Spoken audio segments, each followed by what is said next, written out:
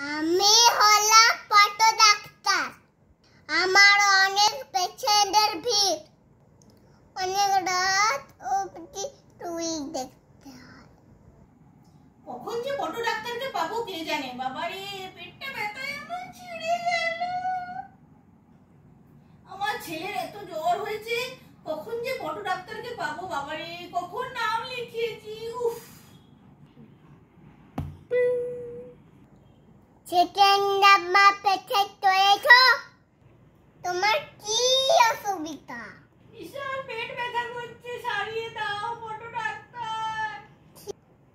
ঠিক আছে, আমি সারিয়ে দিচ্ছি, কোনো চিন্তা নেই। কিন্তু সবাই ওষুধ খেতে ভুলে যাবে না কিন্তু। এখানে ছুঁয়ো।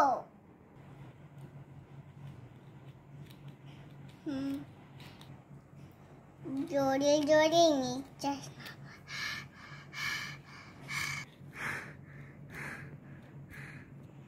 ডাক্তারবাবু, তাড়াতাড়ি আমার ব্যথাটা কমিয়ে দেন, আমি আর পারছি না। তোমাকে একটা ইঞ্জেকশন দিতে হবে। আচ্ছা,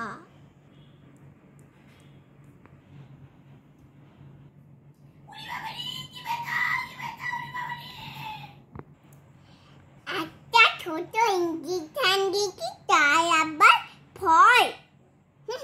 এখানে আমি ওষুধগুলো রেখে নিয়েছি, তোমরা কিন্তু মনে খাবে। ঠিক আছে ডাক্তারবাবু, আমি ওষুধ খেয়ে নেবো, এখন আমি আসি। থাই নাম্বার পেশেন্ট হয়েছো। আমার খুব জ্বর, পশু ডাক্তার ওষুধ দাও।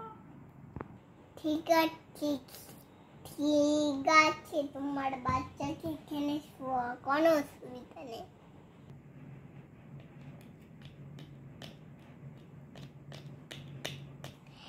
হারমোনিয়ামটা দিয়ে জ্বরটা দেখতে হবে কতটা।